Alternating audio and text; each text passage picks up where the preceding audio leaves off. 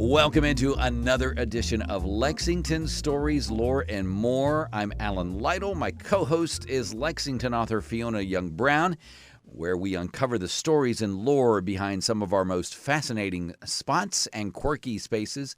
Just for edification, Fiona is the author of Secret Lexington, a guide to the weird, wonderful, and obscure. It's available through Reedy Press, and it is pretty much our go-to source for this material. It's been a good sort of background source to get us started, and then we'll maybe splash out in a few other areas. So. Yeah. Once we've exhausted all possibilities. Exactly. But this is a great book, and, we can plug this. It makes a great Christmas gift for somebody who maybe wants to know a little bit more about the town in which they live, or you're trying to attract someone to come to this wonderful town. Exactly. If you're putting together a gift basket for those out-of-town family members, you can give them this, and then when you get bored of them 2 days after Christmas, you can suggest they go and visit all the places in the book. That's well said. I was going to say, like, maybe some bourbon balls to go with, but, your idea actually has a little bit more merit, I would say. All right. All of that aside. Last month we said that we were going to tackle this particular topic, and it's kind of the ways that Lexingtonians have gotten around since its founding in 1775. So the first thing that comes to mind is water. Yeah, the funny thing is, when I first moved to Lexington, I remember someone telling me, Lexington's a really unusual city because it's not on water. Except for the town branch. But that's later. But that was it. Everyone, people kept telling me that there was no water running through Lexington. And then obviously later you discovered that there's the town branch. But now what makes it different, I mean, it's obviously much smaller than, rivers in a lot of major cities. But the fact that it was covered up. And so, it's very easy to come to Lexington and think, there's no water here. There's no water here. Au contraire. Exactly. We just hide our best secrets.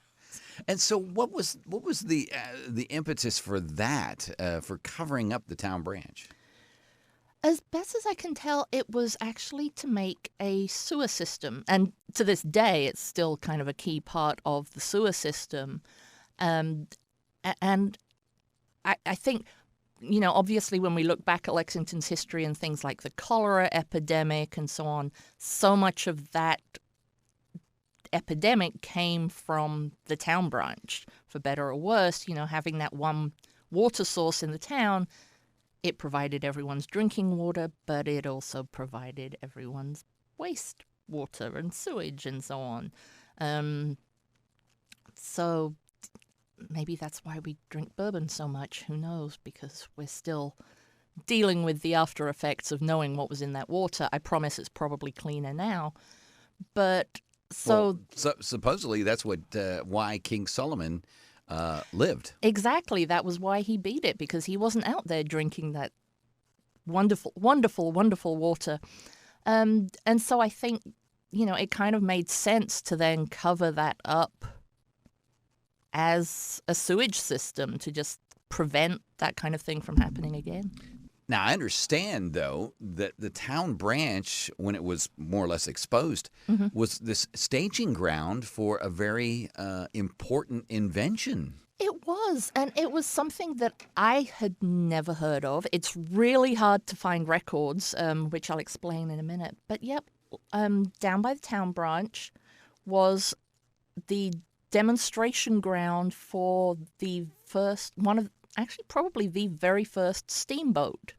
And I should say it was a model steamboat, not a full-size one, in case you're looking at it and wondering how on earth they managed to fit that down there. Indeed. Yeah. It was actually the model steamboat. And that was back in, it was a man called Edward West, because as you kind of learn, if you look at Lexington's history, we had a very enterprising bunch of inventors that all settled here over the years. And I think part of that was necessity. You kind of had to learn to make what you needed. And he designed a steamboat. This was before steamboats were a thing. And so in 1793, he dammed part of the town branch along where the James Pepper Distillery is in the distillery district. And he built a miniature version of his design. And apparently, this was the kind of event that the whole town would come out to see because someone's testing this new kind of boat. They all came out, they all cheered for it, and so on. And then he went to patent it. And obviously, at that time, there were actually several other people all coming up with similar designs, one in Baltimore, one in New York, and so on. And he ran into funding difficulties. So by the time his boat was actually made, or by the time a full-size version was actually made, several others had been patented and had gone into production as well. But he did create one that later made it all the way to New Orleans. That was not until 1816, though. And in the meantime, another one had been, gained the patent, had sailed up the Hudson and so on. But then to make matters even worse is that there are really no models, no notes, nothing left of his designs because there was a huge fire in the patent office in D.C. in 1830-something.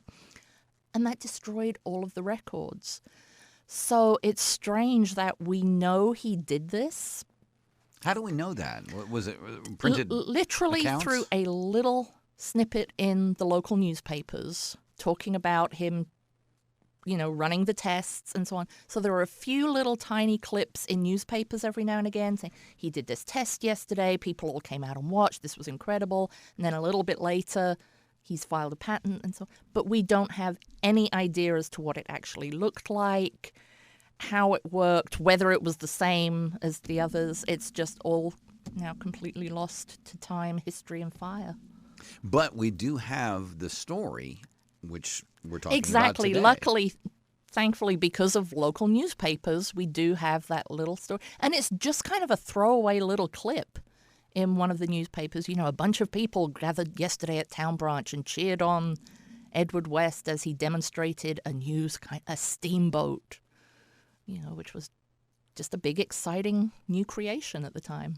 Okay, and from there, we got to talk about the Valley View Ferry because it, too, is a boat. And that is even older.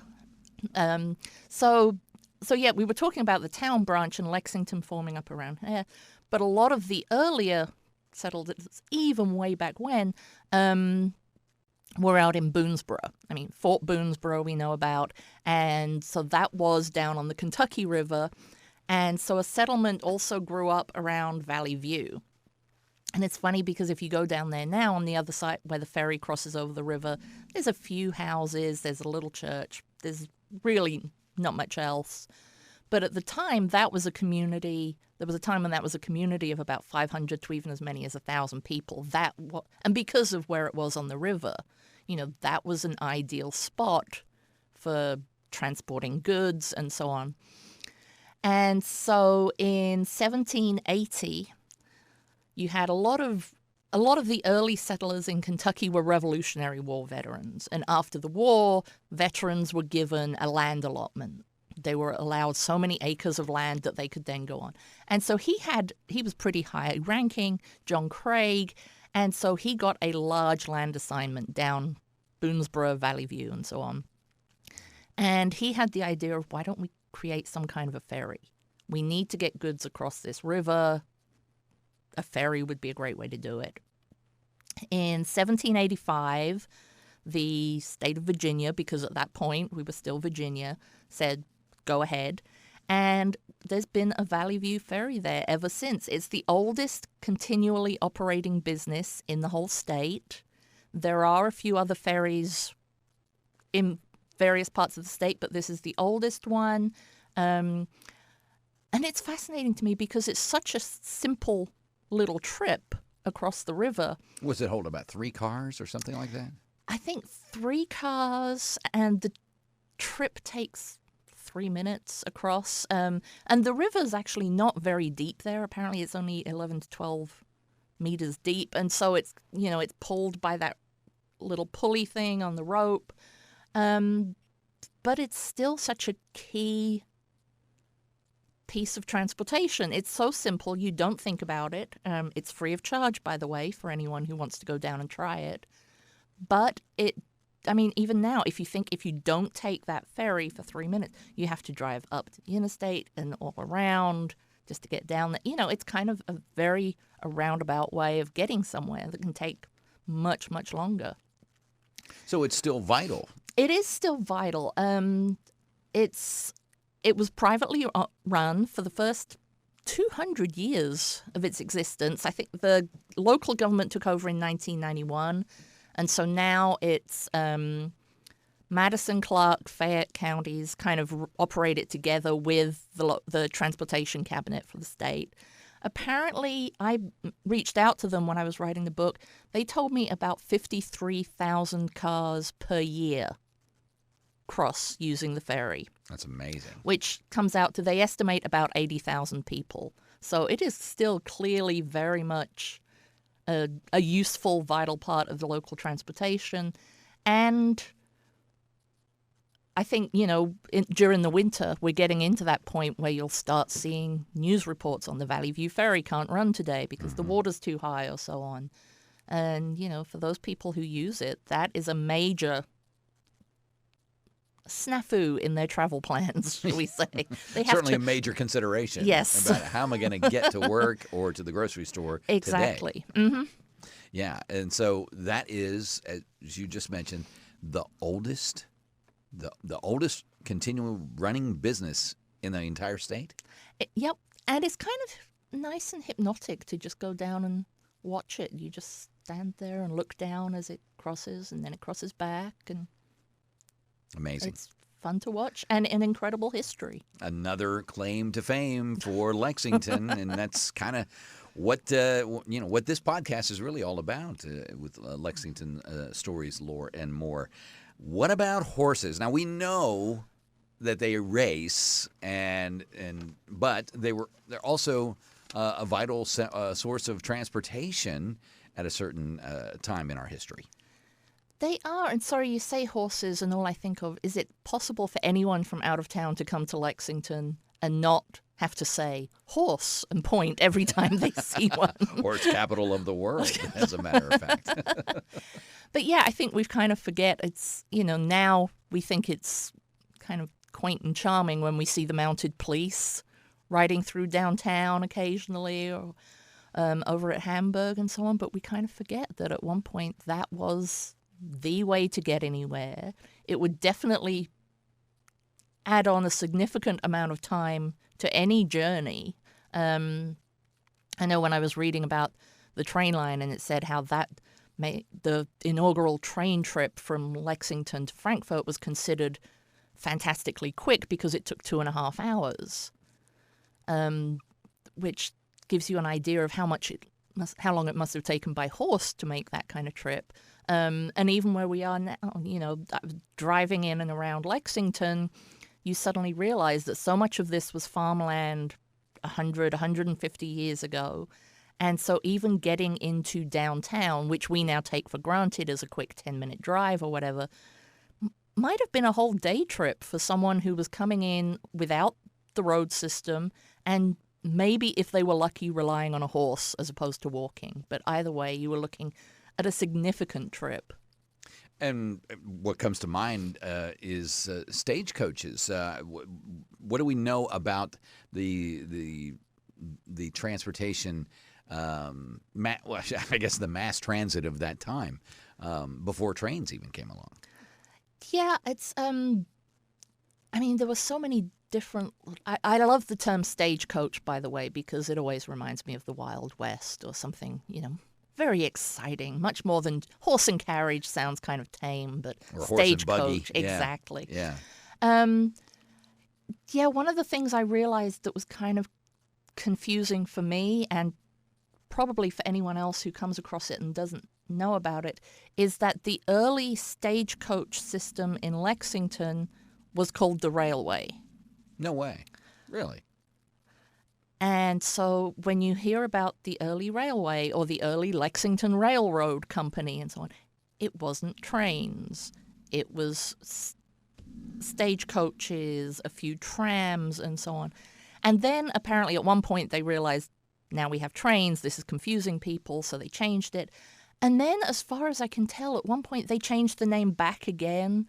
So I think Lexingtonians were just possibly continually confused as to whether people were arriving on train, stagecoach, however else they chose to come in. Yeah, I could totally see that. And now, when trains and streetcars did enter the picture, I mean, talk about the growth of that and the birth of railways, and how that curbed maybe the isolation of Lexington. Yeah, I mean, those, I think it's really important to see what a huge step forward that would have made just for everyday people being able to get somewhere. We were talking about how even a trip into Lexington from the outskirts would have been a major undertaking if you had horse or if you had to go in by foot. And then you had the stagecoach, which allowed you to go longer distances, but that in itself would have been considered quite a trip. That wasn't something where you just thought, let's hop on a stagecoach for the day and go out for some fun. This was a major trip that would have required planning and a certain amount of expense, so it wasn't available to everyone. And the same with the trains. When they came in, suddenly you have an easier or definitely quicker way to get somewhere. I know for those of us who now drive to Frankfurt in half an hour, 2.5 hours by train may not seem that great, but at the time, that was a major step forward. And so suddenly you had a way for people to be able to communicate more easily, to travel more easily, not necessarily incredibly easily, but definitely compared to what they were used to. Suddenly a trip to Frankfurt that might have previously taken multiple days to get there could be done and feasibly back again within a day. But that also meant it was easier to transport goods. You weren't waiting quite as long for supplies and so on. So that allowed for businesses, for construction. So it really kind of all fed into, I don't think any city the size of Lexington could have grown up to the size it is now without that level of kind of infrastructure growth, railroads and so on, to be able to bring goods and people in. And where were the tracks in Lexington, in the area? Well, this is what is always interesting to me because, growing up in England, my grandfather worked on the railroad, so I'm a railway junkie. When I'm home, I travel by rail. I lived in Japan and traveled by rail, and the railway station was literally right outside my apartment. And then I came here to the U.S., and I love Amtrak. I traveled around the country once on Amtrak. But the lack of local trains is something that I really miss. There's something about just being able to hop on the train. You don't have to deal with traffic and all of that. It's just comfy. You sit back. And so I do miss seeing that here. At the same time, I have this really, driving around Lexington, you see obviously there are still train tracks here for freight and so on. Mm-hmm. But there were, at one point, passenger trains. And it's amazing to me, and this is a sign of how much downtown Lexington has really changed, that up until I think 1960 was when it was demolished, there was the main train station, Union Station, on Main Street. And so the train tracks would have gone right down where it's hard to even envisage a train now. But yep, Union Station was out on, if I remember correctly, what is now Martin Luther King Boulevard and Main Street. So I guess where the giant parking structure the and county Helix clerk's garage office and all and of so on that. is. Yeah. And if we're wrong about that, folks, just let us know. We'll do some research on it. And so you really could just come into Lexington on the train, literally step off the train, and there were shops, restaurants, the big city, as big as it was in those days. But yeah, that's incredible to me to think that it was right there in the heart of Main Street and downtown, and that now there's really no kind of remnants of it along there or anything that I've found or that I've noticed. Yes, and historians do point to just taking up of those tracks and how that transformed downtown and maybe sort of opened it up again to sort of more vehicular traffic as well. So it definitely transformed downtown, and a lot of people were hailing that as something that needed to be done, and it was overdue to take place. So. But, obviously railroad and rail passengers, they had their heyday in this town. And when it first opened, when the railway first opened, by the way, the first train from Lexington to Frankfurt, the one that took 2 hours, 29 minutes at an incredible speed of 12 miles an hour in 1835, and it was appropriately named Daniel Boone. The engine was the Daniel Boone. But so, yeah, by 1860 or so, Lexington, there were train tracks connecting it to Paris, to Louisville, to Covington, and then from there, obviously, further afield. So that was a huge thing at the time. But then, fast forward another 100 years, and cars are now the way of getting around rather than trains. So. Yeah, I'm not sure if Americans will ever be broken out of this idea that my car equals my independence, whether or not it should be that way. It definitely, we are a car culture and have been forever. Definitely, and it's for someone who grew up in and lived in obviously cars are now becoming much, much bigger and were a big thing. But, as a child, I grew up, and it was not unusual for a family not to have a car in England. When I go home, my mother doesn't drive, has never seen the need to. And I never actually drove until I moved to Lexington, because everywhere else I'd lived, there were trains, there were buses, you could walk. There was just no need. And then you move to Lexington, and pretty quickly I realized I can't walk across New Circle Road. Have you seen how crazy that is? People drive really fast, and they don't obey they don't obey the traffic laws as well. Well, I want to get to that. Describe the first time that you had to get your license. What was that like then? I actually took my license in Iowa City. Because I was living there just before I moved here. And I realized that when I moved to Kentucky, to Lexington, I would need a car. And again, Iowa City was somewhere that I really didn't need one because it's much smaller, buses and walking and so on. But before I moved here, I knew I needed my license. And my husband just gave me one piece of advice, which was get it in Iowa. Because at the time, and I don't know if it's still the same now. I think now, don't they have to go out to Leestown Road to take the test and get the license? But I know at the time he said the first part of your driving test was you go to the county clerk's office, and then you had to drive down that spiral at the helix. And he said, you don't want to do that. You really don't want to do that with someone watching every move you make. No, I mean, that makes me nervous just trying to do that. So I actually took the test in Iowa and then moved here. But I remember the very first time I was driving down that spiral thinking, who designed this? Why? I mean, now I'm used to it, but yeah. And now you understand. Now I'm glad I took the test somewhere else. Well, speaking of cars, let's talk about the development of New Circle Road and what that meant to getting around Lexington.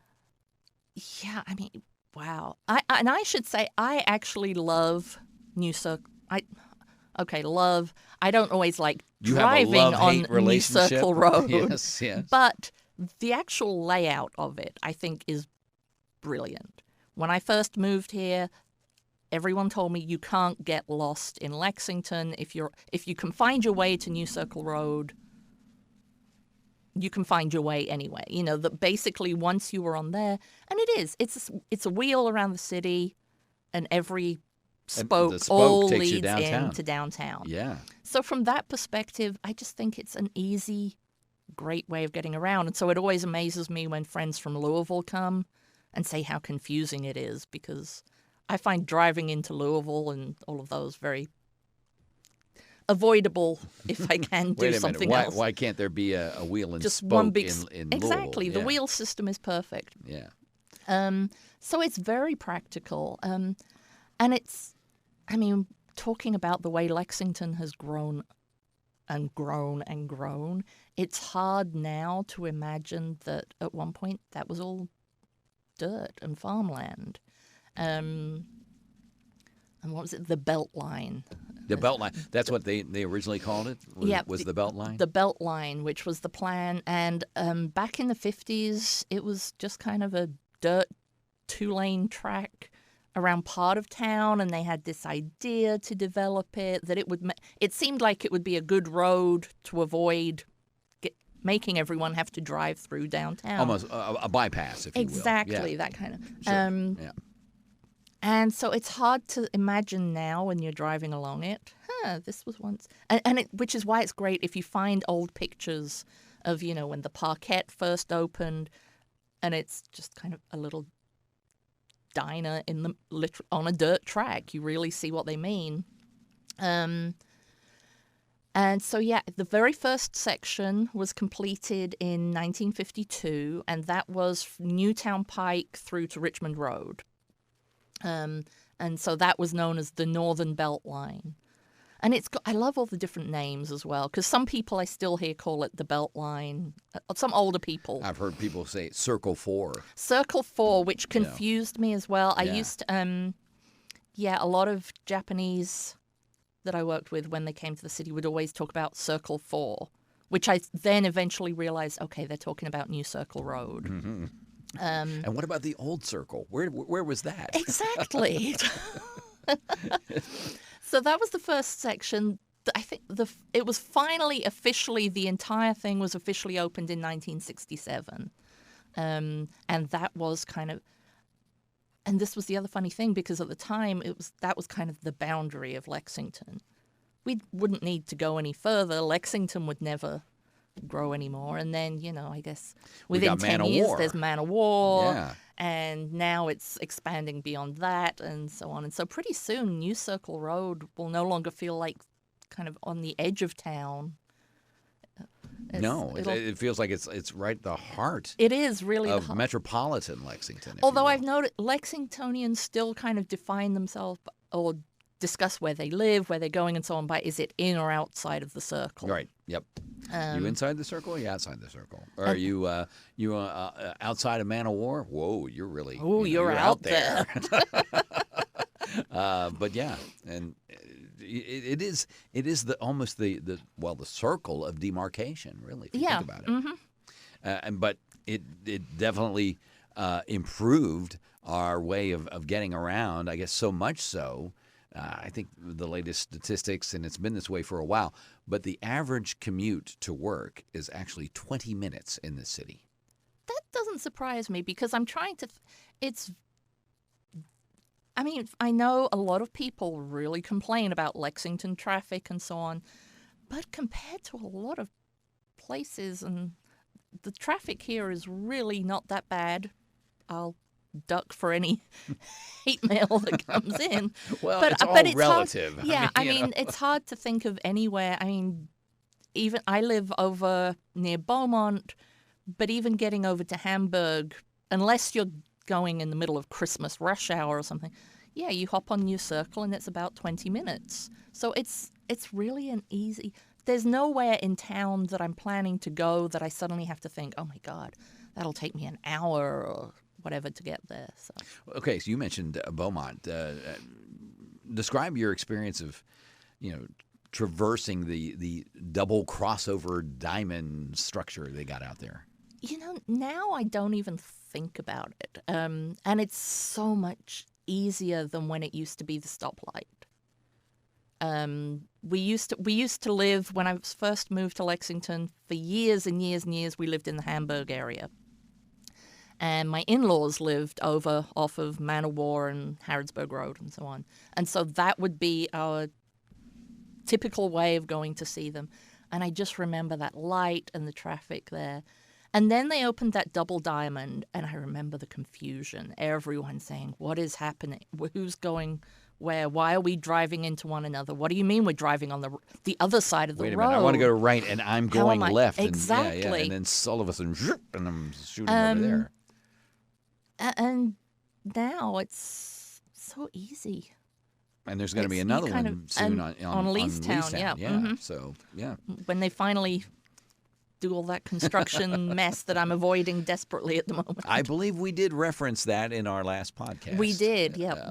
About that. But happy to report, though, that all access points are now open or reopened to, are they? Okay. to Leestown Road. So that's good to know. Yeah, it's an ongoing thing. So I think the double diamond is one of those things, the same as when they first brought in roundabouts or traffic circles to Lexington, which again is something that I grew up with, but everyone's like, oh, what are they doing? And I noticed they've painted.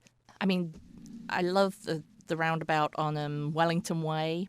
Oh, yeah. Heading towards Fayette Mall. But I think they've really run out of how many more road signs can you paint and flashing lights and everything to tell you this is a circle, this is what is happening. And invariably, though, somebody is not paying attention, and you got problems. Exactly. So, so that's kind of the yin and the yang of traffic. We have more people, and it's the traffic engineer's job to sort of figure out a way so that we can improve the flow and get where we're going with as little tension as possible. It's not always achieved. I do have to wonder how they do that, just figuring out, every single light is just to get them all synchronized, but then they don't have to be synchronized in a certain way. That's not a job I'd like to do. So. Well, and now I want to circle back to buses and mass transit, because we still have mass transit today in Lexington with Lextran. But talk about the advent of buses and the introduction of that into Lexington. I'm trying to think when buses actually arrived in Lexington, and I don't know off the top of my head exactly. But we know the Greyhound Terminal. Yep, there was the Greyhound Terminal out on, there was one out on New Circle Road when I first moved to Lexington. I'm not sure, is it still there or has it moved somewhere else now? I have no idea where you'd go if you need to get a Greyhound bus. I believe it was. Not sure if it's still open or not, but I know it's out there near Russell Cave. Okay, yeah, that was the one. Was out there by Russell Cave. I did the Greyhound once and swore never to do it again. So. Leave it to me to bring up an old. But that's another story. A traumatic memory there. You're triggered by that, but. But so you had the obviously Gray Line Station. Which now is just wonderful, marketplace. Exactly. Yeah. And that was built in 1928. I have just reminded myself. And that was the hub for Southeastern Greyhound. And then Lextran took it over in the 60s. And then after that, they moved downtown to where we know, which I think obviously seems to be a much more centralized location for Lextran. So they're now downtown, and now obviously Gray Line is the big shopping center, restaurant, kind of really a hub for developing that part of town again. But that was the place where they washed the buses, correct? It was, yes. And you can still find there are great old pictures. Well, and even if you visit today, you can still see how it was once, obviously some kind of a bus station or something, all the doors and so on the Loudon Road, on the Loudon Avenue side. So yeah, that was where they all went for washing, mechanics, storage, and so on. And that building was dilapidated for a time and certainly had fallen into disrepair. Yeah. And now it has found a new purpose. Exactly, and beautifully so. I mean, in terms of the design of it and really kind of keeping with what it was, but also updating it for a new purpose. But I do like, especially in the summer when they can open the big garage doors and have the whole side of it open for people to congregate and stuff. It's nice that they've done that instead of demolishing the entire thing. I always like to see buildings repurposed like that. All right, so we move now from wheels to wings, and I'm doing the spread eagle thing right here for those of you who It's can't magnificent. For those of you who can't see this, I believe he can fly right now. Well, let's talk about the aviation history of Lexington. Obviously, we have Bluegrass Airport. One time it was called Bluegrass Field, but that's not where the first airport was. No, and we were talking about, the Leestown Road and the new Double Diamond that they're putting in on New Circle Road there. And the first airfield was actually out on Leestown Road at that area.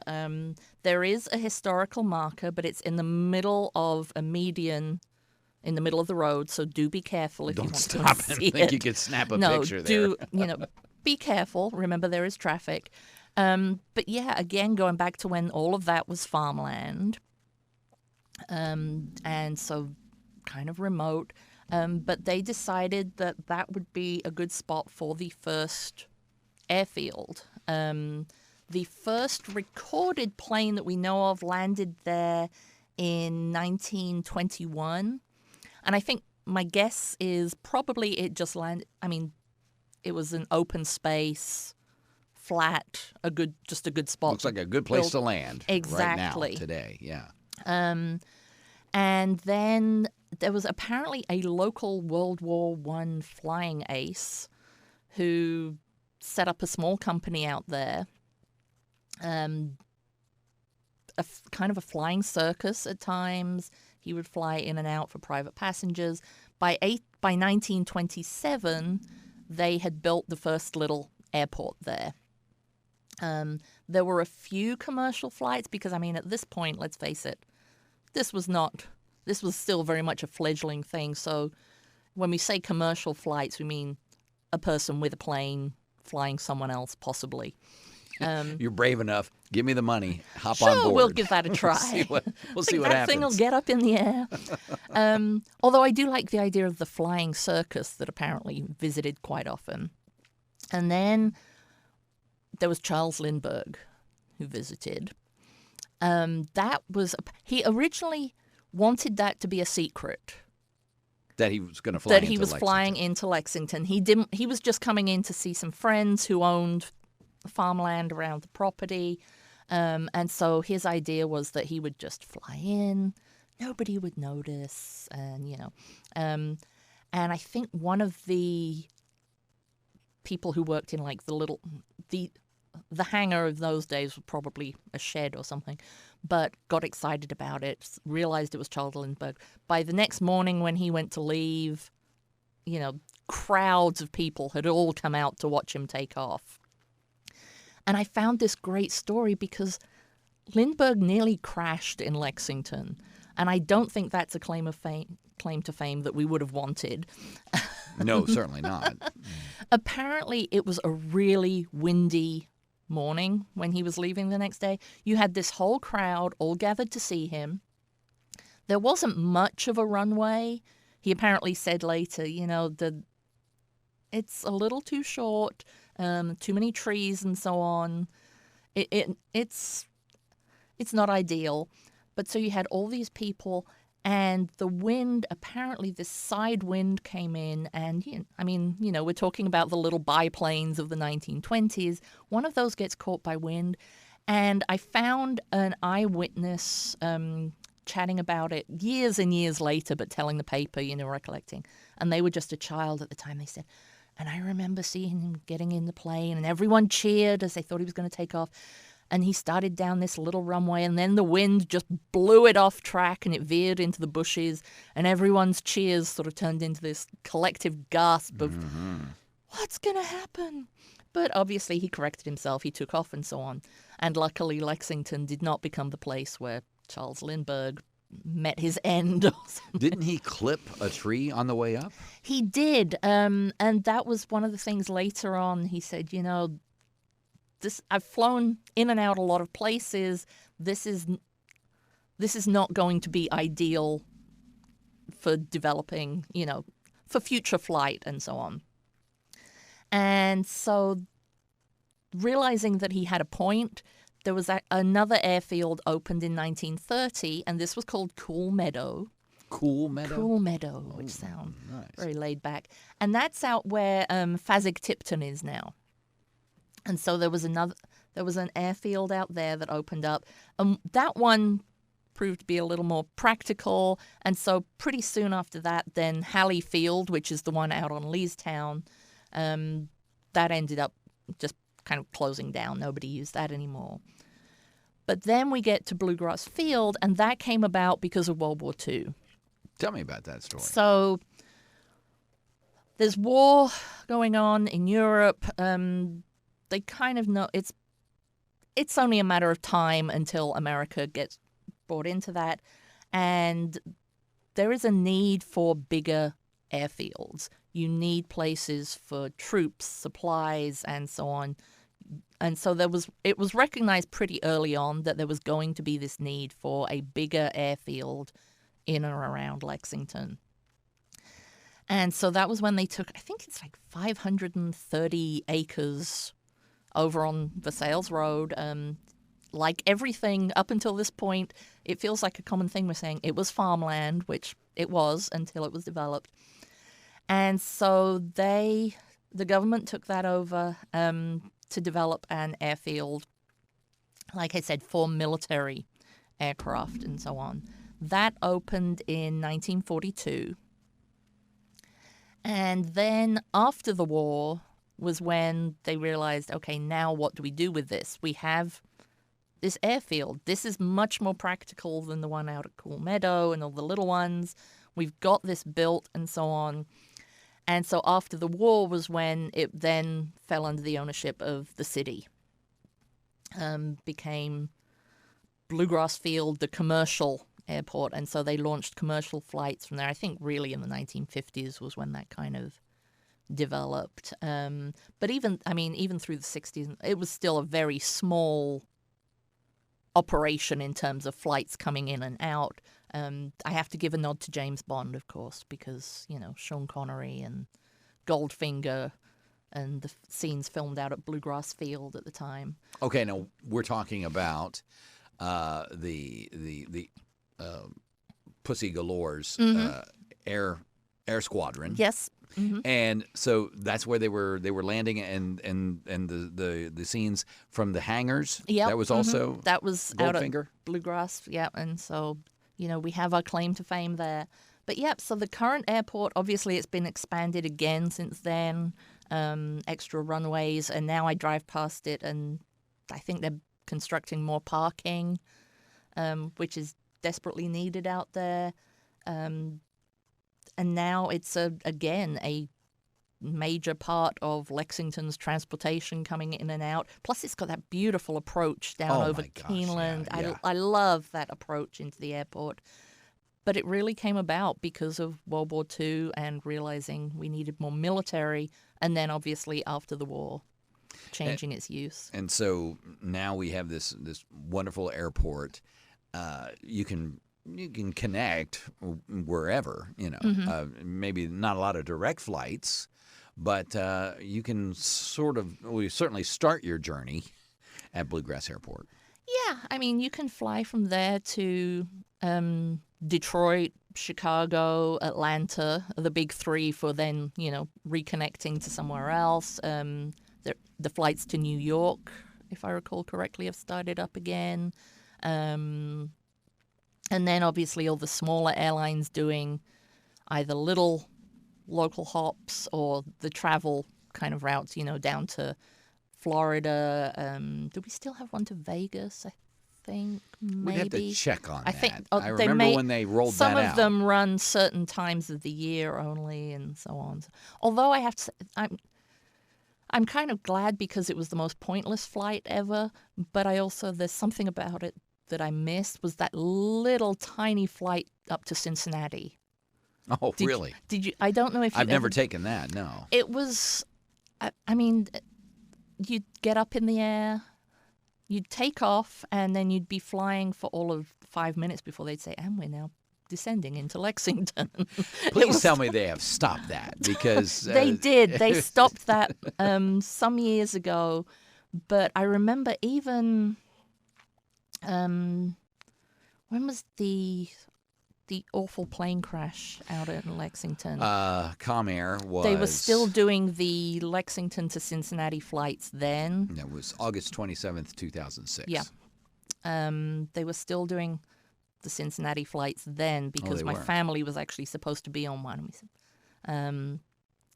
But yeah, they've stopped those now. I think they realized... I don't see how that could have ever been financially practical. Right. Yeah.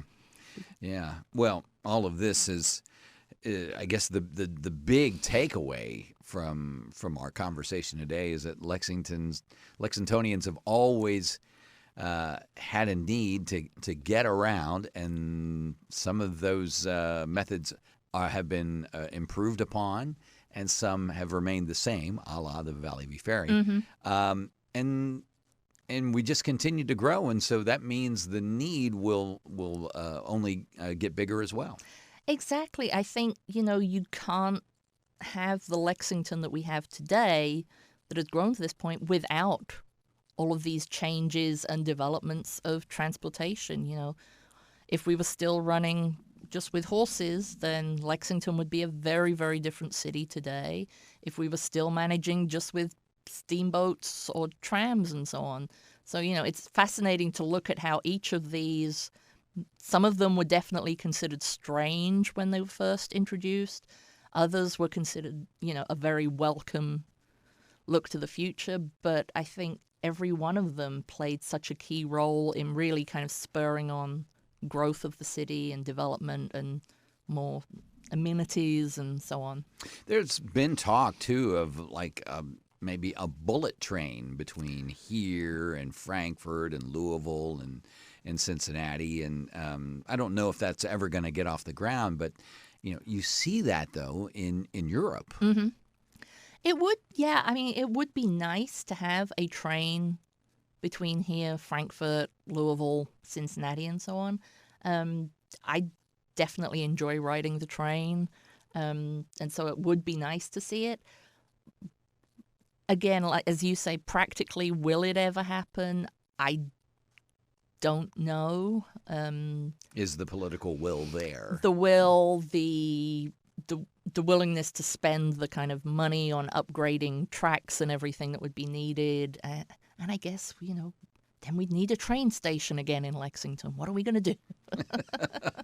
Well, and they continue to talk about, and there's a plan on the books about improving New Circle Road over there by, I guess, in the Bryan Station and between Family Circle and Bryan Station, if memory serves.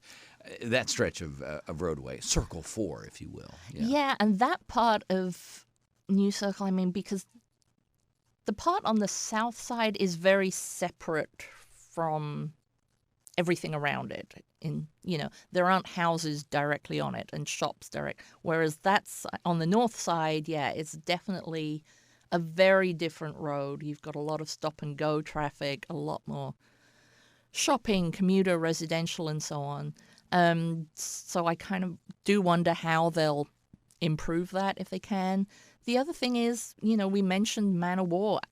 As the city expands, they keep building additional roads around it, and especially with all of the construction now out at Hamburg and so on, I wonder, will there be a day when Man o' War is developed into a full circle around town? Will it be the outer loop of Man o' War and the inner loop of Man o' War? Will we need something else outside of Man o' War? Where does it all end? From above, it just looks like a giant bullseye. There you go. That's kind of... Well, I guess on that note, we will leave it. But today and every time. Our guest has been Fiona Young Brown, and she is the author of this great book called Secret Lexington, A Guide to the Weird, Wonderful, and Obscure. If I don't see you until the new year, well, Happy New Year, and of course, Happy Holidays. Yes, Happy Holidays, Happy New Year, Happy 2026, and all of that wonderful stuff. And we're going to go into the 251st year of Lexington. Thanks again, Fiona. Thank you.